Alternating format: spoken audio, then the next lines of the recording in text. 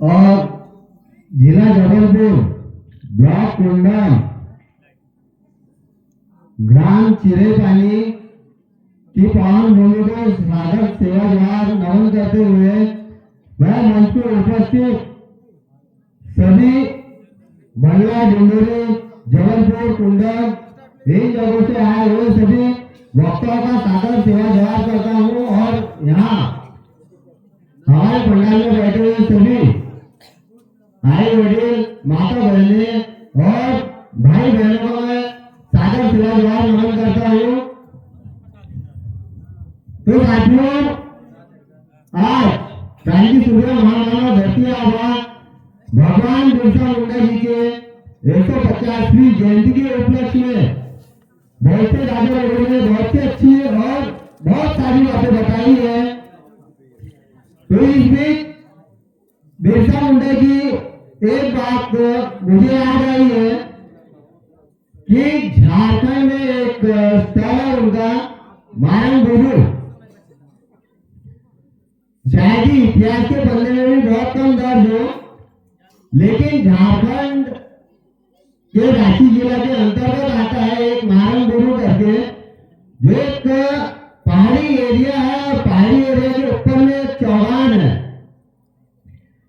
जिस समय क्रांति सूर्य बिरसा मुंडा ने जिस समय आंदोलन की शुरुआत की थी, तो आंदोलन की शुरुआत करने के बाद में उनका जो एक लक्ष्य था, तो लक्ष्य ये था कि सेठ साहूकारों को यहाँ से भगाया कैसे जाए, अंग्रेजों से पीछा छुड़ाया कैसे जाए। उस समय बिरसा मुंडा के ख्याल में एक ध्यान आया था कि भाई सेठ साहूकार कभी खेती किसानी करता नहीं है, अंग्रेज को हल चलाते आता नहीं है, तो इन लोगों को हम हराए तो हराए कैसे। तो इस चीज को ध्यान में रखते हुए बिरसा मुंडा ने यूं गांव की एक सभा बुलाई। सभा बुलाने के बाद में उसने गांव के लोगों को सभी को एक ही बात कहा कि हमारे जो खेत में जो जितनी भी फसलें खड़ी है, सभी फसलों को आग लगा दो, काट दो, जला दो और तबाही मचा दो। तो गांव वाले लोगों ने बोला कि ये बिरसा, तूने हमें कहा कि फसलों को जला दो, नष्ट कर दो, तो हम खाएंगे क्या, जिएंगे कैसे, जिंदा रहेंगे कैसे। तो उस समय बिरसा ने एक ही वाक्य कहा सभी लोगों से कि हम जंगल में रहने वाले जंगली है, हमें जंगल का पूरा अनुभव है, हमें ये पता है कि जंगल के अंदर में हमें कौन सा कंद खाना है, कौन सा फूल खाना है, कौन सा फल खाने लायक है, कौन सी सब्जी भाजी हमारे खाने पीने के लायक है, उपयोग में है। तो गांव वाले लोगों ने सहमति जताई, ठीक है बिरसा, हम लोग करवा देंगे। 6 से 7 दिन के अंदर में गांव के लोगों ने पूरी फसलें बर्बाद कर दी। झारखंड के अंदर में फसलें बर्बाद होने के बाद में वहां के सेठ साहूकार सोच में पड़ गए कि भाई इन लोगों ने इतनी मेहनत से फसलें उगाई है, ये लोग हमें कर देते थे, टैक्स देते थे, तो अभी ये लोग हमें कर और टैक्स देंगे कैसे, क्योंकि हम लोग तो शोषण अन्य अत्याचार करते ही आ रहे हैं। जंगलों के अंदर में तो लोग जा नहीं सकते थे। तो फसलों को बर्बाद होने के बाद में सेठ साहूकारों ने अंग्रेजों के पास में एक फरमाइश पहुंचे कि भाई हुकुम, हमारे यहाँ लोगों ने तो ये यूं ही हलचल मचा दी है, तो इसका मतलब क्या है, ये क्या करना चाहते हैं, हम लोगों ने ऐसा क्या कर दिया, और हम लोग इन लोगों से कर, हमारा टैक्स हम वसूली कैसे करेंगे। तो अंग्रेज लोग भी कंफ्यूज हो गए कि भाई ये लोग पागल तो नहीं हो गए। ये बिरसा जो है 4 साल की क्रांति में अभी 18 साल का आयु है, 18 साल की आयु में ये लड़का एकदम ऐसे कैसे सोच सकता है? ये पागल तो नहीं है, खुद मरेगा मरेगा और पूरे मुंडारी लोगों को लेकर मरेगा, पूरे सरनाओं की हत्या करवाएगा। ये सोच करके फिर बिरसा ने सभी को जंगलों के अंदर में पनाह दी, क्योंकि जंगली व्यक्ति होने के बाद में जंगल का अनुभव पूरी तरह से और अच्छी तरह से होने के बाद में इन लोगों को पता था कि हमें छिपना कहाँ है, रहना कहाँ है, खाना क्या, पीना क्या और रहना कैसे। फिर इन लोगों ने कंटिन्यू 3 साल तक जमीन के अंदर में एक खाने का अनाज या फिर एक दाना उगने नहीं दिया। साहूकारों ने लगवाया तो उनकी भी फसलों को रातों रात बर्बाद करवा दिया। 3 साल बीत जाने के बाद में अंग्रेजों का और सेठ साहूकारों के यहाँ पे जो फसलें थी, जो अनाज था, जो इनके पास माल गुजारने का जो भत्ता था, ये सब खत्म होने लगा। अंग्रेजों को लगा कि भाई अब हमें झारखंड छोड़ के जाना ही बेहतर होगा। तो उस समय ये लोग जब वहां से भागने की प्लानिंग करने लग गए, उस समय बिरसा ने एक ही बात कही कि भाई अब इनका जाने का समय हो चुका है, तो आप लोग क्या करिए, जितने भी रोड के ऊपर में पुल बने हुए हैं सारे पुलों को तोड़ दो। और बारिश के समय मुंडा ने कार्य वही किया कि बारिश में जितने भी रोड के ऊपर में पुल बने हुए थे सारे पुलों को तोड़ दिया। तो नदी में बाढ़ आने के बाद में कोई व्यक्ति बाढ़ तैरकर पार कर सकता है क्या? बताइए, कोई व्यक्ति पार कर सकता है क्या? जब कोई व्यक्ति पार नहीं कर सकता तो हम लोग इन्हें आसानी से मार सकते हैं। इस वजह से सेठ साहूकारों को भी इन लोगों ने वहां पे यूं ही निपटा दिया, अंग्रेजों को भी यूं ही पराक्रम करके और भगा दिया। उसके बाद में बारिश का मौसम जैसे खत्म हुआ, वैसे ब्रिटिश शासन का जनरल, उसका नाम डेविड के ऐसे कुछ और डेविड हो सकता है, तो उसने एक ही बात कही कि ये बिरसा है कौन, मुझे मिलना है, देखना है कि जिसने 150 साल शासन करने वाले हमारे लोगों की नींव खराब कर दी है, ये है कौन, इस व्यक्ति के चरणों को स्पर्श करना है मुझे। और जिस समय बिरसा सैनिकों के सामने गया आदेश पर, उस समय अंग्रेजों ने देखा कि ये छोटा सा बच्चा अभी मतलब 20 से 22 साल का है, इसकी आयु क्या है, और ये लड़का इतनी खतरनाक विचारधारा रखता है, कैसे सकता है, ये इतना डेंजर सोच कैसे सकता है। तब जाकर अंग्रेजों ने बोला कि बिरसा कौन है, तो बिरसा बोला मैं बिरसा हूं। अंग्रेजों को यकीन नहीं हुआ कि 20 से 22 साल का लड़का जिसके होठों पर मूंछ नहीं, दाढ़ी पर एक बाल नहीं, ये बच्चा एकदम इतनी बड़ी क्रांति कर कैसे सकता है। तब जाकर के अंग्रेजों को यकीन हुआ कि ये बिरसा मामूली आदमी नहीं है, इसे मामूली समझता है। हमारी सबसे बड़ी गलती थी, सबसे बड़ी गलती हुई थी। ये सोचकर इन लोगों ने फिर क्या काम किया, इनके पास में हथियार थे, इन लोगों ने मुंडा के ऊपर में फायरिंग करवा दी। फायरिंग करने के बाद में ये लोग जंगलों में भागे बचे। उसके बाद में जैसे जो मारंग गुरु का जो पहाड़ करके कहा था, जो चौड़ान है, वो चौड़ान के ऊपर में बिरसा जब पहुंचा, उस समय वहां पर अंग्रेज भी पहुंच गए, लेकिन अंग्रेजों को चढ़ते नहीं हो रहा है, इस वजह से क्योंकि मारंग गुरु पर घेरा बिरसा का था। तो उसके अगल बगल में 4 पहाड़ और है, तो इन चारों पहाड़ों में अंग्रेजों ने चढ़कर और वहां से गोलियां बरसाई, क्योंकि नीचे से पहाड़ के ऊपर में गोलियां जा नहीं पा रही थी, किसी को लगना लायक नहीं था। तो ये लोगों ने आजू बाजू के पहाड़ों पर चढ़कर मारन गुरु पहाड़ पर फायरिंग किए और फायरिंग करते समय वहां पर करीब 450 महिलाएं जो हम माताओं को हमारे यहाँ कमजोर समझने की गलती करते हैं, नशा पानी करने के बाद इनके ऊपर लठ जो मारते हैं या फिर चमकाते हैं, इन्हीं महिलाओं ने बिरसा को वहां से जिंदा बचाया। 450 महिलाओं ने वहां पर खुद की कुर्बानी दी। कुछ महिलाएं बच्चों को लेकर थी, उनके प्राण तो चले गए, लेकिन उनका बच्चा रोते हुए और वहां का दूध पीते हुए मिला है वहां।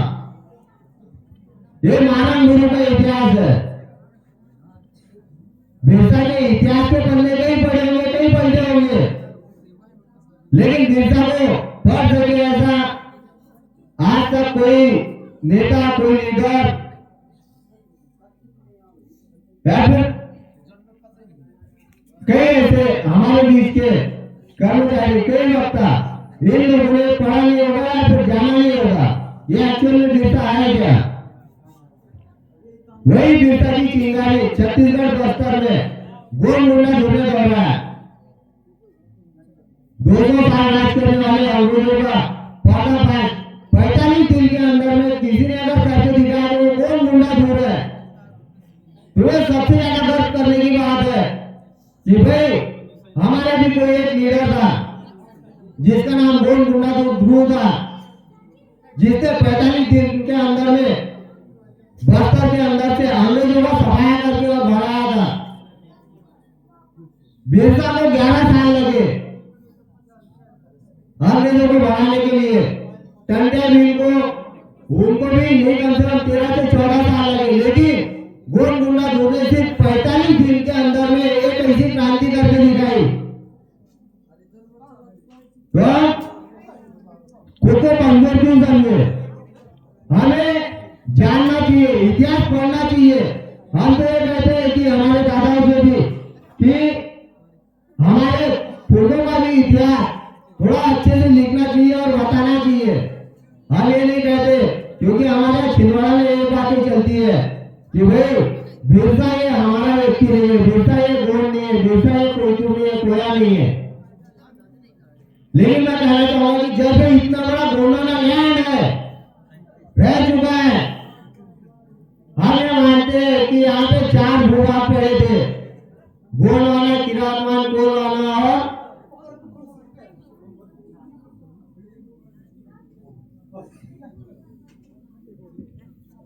जब ये 4 भूभाग थे, गोंडवाना, किरातवान, कोलवाना, तो भीलवाना, इन चारों भागों में कम से कम एक अंश तो बाहर होगा, हर एक अंश का एक बीज रहते ही है। तो वैसे ही यहाँ पर कोयतुओं का सभी जगह बीज फैला हुआ है। हमें इन क्रांतिकारियों के विचारों के बीच में भी हमारे अंदर में मतभेद डाला जाता है, तो ये कहीं ना कहीं सरासर गलत है। अब बात आती है एक, हम गोंडो, भेलो, भिलाड़ो, बैगाओ, गारेगाओ, कोटुओ, मुंडाओ, मुंडारियों, सरनाओ, संतालो, हम लोगों को 750 जातियों में बांटा किसने?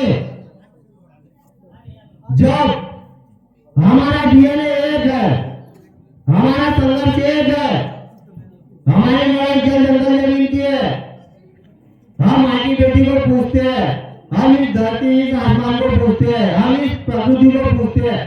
जब हमारा मरण से पैदा होने से लेकर मरते दम तक सभी का एक समान चलता है, तो फिर हम लोगों को 750 जातियों में बांटने वाले व्यक्ति को सवाल उठने चाहिए। आज के समय हम लोग क्यों नहीं उठा पाते हैं? हम सोचते हैं कि हम गोंड है तो हम सबसे ऊंचे है, बैगा हमसे नीचे है।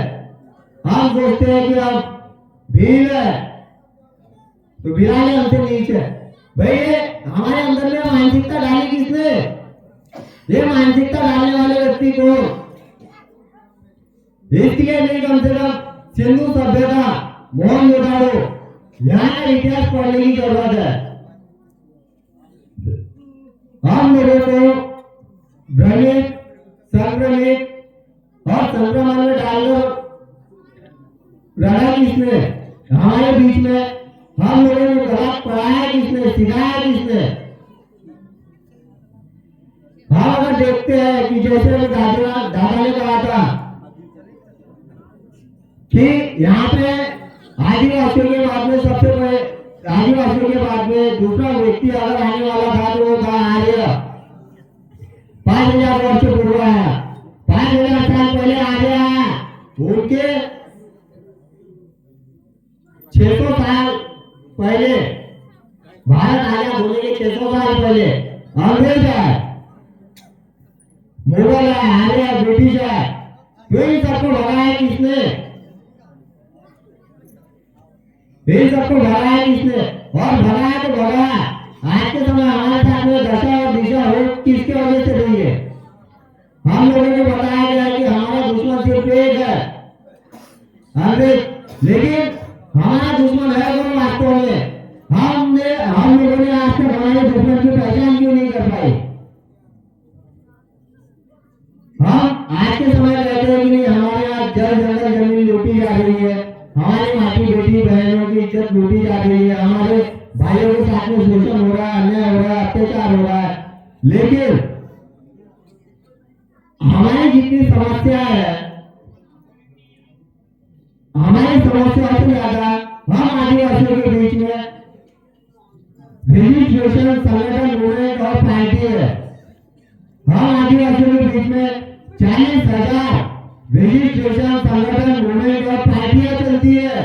इनके विंग 75,000 से ज्यादा यानी 1 लाख से ज्यादा आपके यहाँ पे संस्थाएं बन के और बैठ चुकी है। और आप लोगों की आबादी 10 से 12 करोड़ है। तो आप लोग कितने भागों में बैठे हुए हो? आपकी एकता आज तक क्यों नहीं बन पाई है?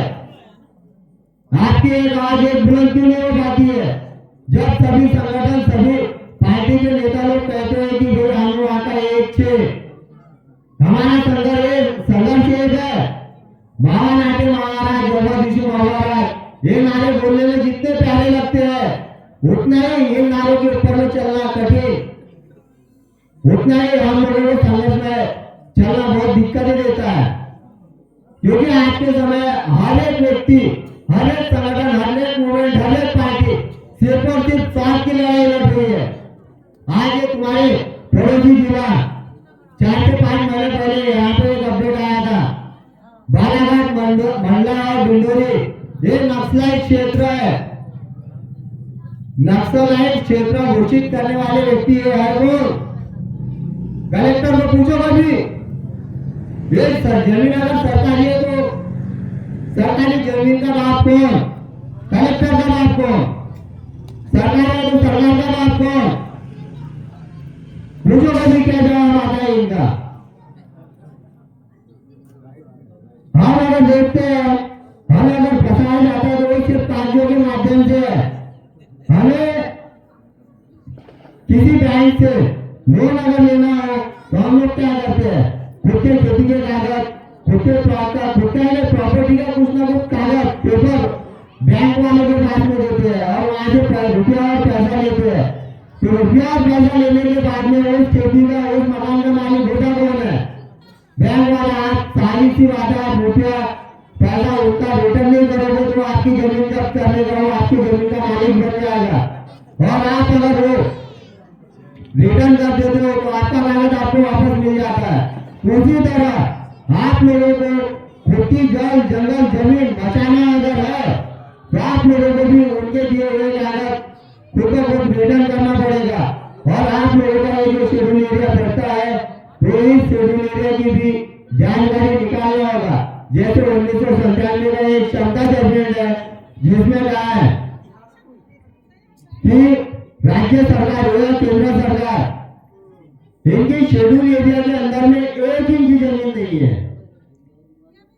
1 इंच जमीन नहीं है। तो इस शेड्यूल एरिया के अंदर में कार्यपालिक शक्ति का विस्तार हुआ तो हुआ कैसे?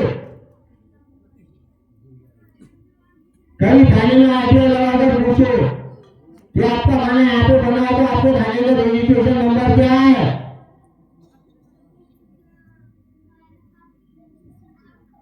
कलेक्टर से पूछो कि उसके विभागों का यहाँ पर रजिस्ट्रेशन नंबर का है, उसके विभागों का यहाँ पर विस्तार कैसे हुआ है?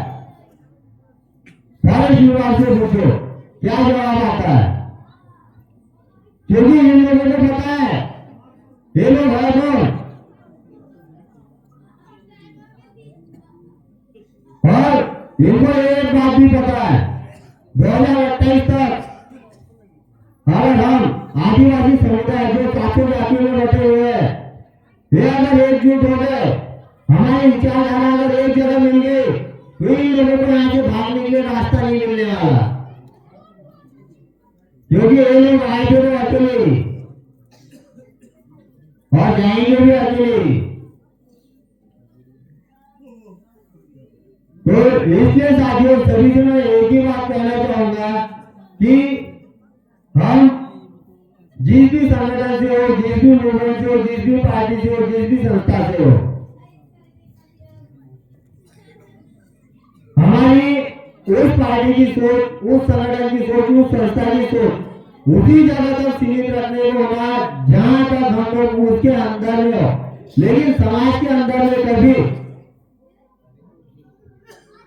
संघर्ष की बात अगर आती हो तो खुद की पार्टी, खुद का संगठन, खुद का मूवमेंट, इनका दुपट्टा हो या जूता उतार कर और समाज के संघर्ष में सहभागिता निभाने के लिए पहले पहुंच जाओ, क्योंकि समाज है तो ही आपका संगठन है, समाज है तो ही आपकी सत्ता है, पार्टी है, समाज है तो ही आपके बीच में कर्मचारी है। अब हमारे बीच में कई कर्मचारी होते हैं जो रिटायरमेंट होने के बाद में, रिटायर्ड होने के बाद में समाज के बीच में आकर के नए नए संगठन बनवाएंगे, नई नई पार्टियां बनवाएंगी। अरे वही किस लिए चाहिए, इसलिए चाहिए पार्टियां, इसलिए चाहिए संगठन। लेकिन वही कर्मचारी, कोई अगर प्रोफेसर रहा हो, कोई अगर टीचर रहा हो, तो इन लोगों ने गांव में आकर के कभी ये नहीं किया होगा कि भाई मैं फ्री कोचिंग पढ़ाऊं, मैं फ्री ट्यूशन दूं, हमारे यहाँ के बच्चे एजुकेट हो। यह आज तक किसी ने किया? आज के समय में कोई वकील होगा, कोई एडवोकेट होगा, कोई जज होगा, कोई आईएएस होगा, कोई आईपीएस होगा। ये लोग भी रिटायर होने के बाद में इन लोगों ने कितने कोचिंग संस्थानें खोली है, कितने ट्यूशन पढ़ा है। कर्मचारियों से भी सवाल होना चाहिए, फिर वो मेरा बाप दादा पढ़ा था, मेरा चाचा, मेरा भाई क्यों ना हो, सवाल होना चाहिए। समाज सेवा जब करनी हो निस्वार्थ भाव से तो करिए कुछ इस कदर इस स्वभाव से कि भाई हमारे पड़ोस का बच्चा निःशुल्क कोचिंग, निःशुल्क ट्यूशन अगर लेता है तो मेरे से भी बड़े ओहदे पे, मेरे से भी बड़े पद पोजीशन पे जाएगा, तो वो भी समाज के अंदर में आकर के समाज में नई दिशा, नया दिशा दिखाएगा। आज के समय यहाँ से कोई यूपीएससी करने वाला बच्चा है क्या? होगा तो यूपीएससी करने वाले को भी टीचर लोग एक बात ये पढ़ाते हैं कि बेटा तू यूपीएससी कर रहे हो तो आप लोगों को समाज से कोई लेना देना नहीं होता है, आपके अंदर में सामाजिक भावना कभी नहीं होनी चाहिए। ये यूपीएससी के बच्चों को पहले पढ़ा दिया जाता है। तो भाई हमारे यहाँ पे जो रिटायर्ड कर्मचारी अगर होंगे, इन लोगों को अगर बात बुरी लगी होगी तो वही बुरी बात के ऊपर में आप लोग अपने यहाँ पे कोचिंग या फिर ट्यूशन संस्थाएं ओपन कर सकते हो, शाम के 2 घंटे पढ़ा सकते हो। हमारे यहाँ के बच्चे अगर जो पढ़ने में सक्षम नहीं है, पढ़ाई लिखाई में अच्छे नहीं है, तो पढ़ाई लिखाई में एक्सपर्ट बनेंगे। गवर्नमेंट स्कूल के बच्चे प्राइवेट स्कूल के बच्चों को कंपटीशन में टक्कर दे पाएंगे, क्योंकि इन लोगों को भी यूपीएससी, आईएएस, आईपीएस की तैयारी में ये लोग कब पढ़ते हैं, क्योंकि उनके प्राइवेट एजुकेशन होता है, उनका इंग्लिश स्पीकिंग कोर्स होता है और हमारा हिंदी मीडियम स्पीकिंग कोर्स है। तो कैसे होगा? ये बोले थे आज तक हम आदिवासियों को एक भी जब दिखा है कभी किसी को? दिखाओ तो बोलो यार, फिर होगा तो बताओ। जब है ही नहीं, एक भी जज नहीं है तो हमारे समाधान में फैसला भी निर्णय कैसे आएगा कोर्ट कचहरी का? हम बोलते हैं शोषण हो रहा है, अन्याय हो रहा है, अत्याचार हो रहा है, शासन प्रशासन हमारे ऊपर में शोषण अन्याय अत्याचार करे। भाई शासन प्रशासन को हम खुद कहते हैं हमारे ऊपर में शोषण करो, अन्याय अत्याचार करो, क्योंकि हमारे बीच में सामंजस्य नहीं है, हमारी सामाजिक एकता नहीं है। हम लोगों को तो सामाजिक एकता के नाम पर 1 लाख से भी ऊपर 1,75,000 इन लिंगों में बांट कर रखा है, क्योंकि 40,000 रजिस्ट्रेड संगठन है, इनके 75,000 विंग्स है, तो उनके भी छोटे मोटे ब्रांचेस है, वे 1,75,000 से भी ज्यादा है। इतने भागों में हम बटे हुए हैं और हमारी समस्या अगर देखा जाए तो 10,000 समस्या नहीं है। कैसे हो सकती है कि हमारी समस्या क्या हो सकती है? जल जंगल जमीन, हमारी खेती किसानी, नौकरी पानी हो गए, इसके अलावा और क्या चाहिए? संस्कृति सभ्यता, इंसान जिंदा, समाज जिंदा, तो संस्कृति सभ्यता सब जिंदा रहेगी। लेकिन क्या हो रहा है? ये लुटा पिटा लुटा ये तो चल ही रहा है। तो इतने बोलकर मैं सभी साथियों से सेवा जवाब और नमस्कार करता हूँ और इतने बोलकर मैं 2 शब्द अपने पूर्ण विराम देता हूँ। और 2 शब्द पूर्ण विराम करने के पहले एक बात कहना चाहूंगा कि मुझे खास तौर पर यहाँ पर कैडर देने के लिए बुलाया था, लेकिन कैडर का समय न होते हुए तो कैडर मार्च का निर्णय लेते हैं और मार्च महीने के करीब में वो समय ठंड का मौसम भी खत्म हो जाएगा और उस समय कैडर नहीं कम से कम 2 दिवसीय कैडर करने की अपेक्षा करते हो। साथी लोगों की भी यही अपेक्षा थी। तो उस समय 2 दिवसीय कैडर में हम लोग सीखेंगे समाज क्या है, संगठन क्या है, हमारी सभ्यता क्या है, संस्कृति क्या है और हमारा 35,000 साल इतिहास, पुराना इतिहास क्या है, ये सारी चीजें सीखेंगे। और इतने बोलकर मैं अपने 2 शब्दों को पूर्ण विराम देता हूँ। सेवा जवाब, गुरुग्राम जवाब, जय बिरसा।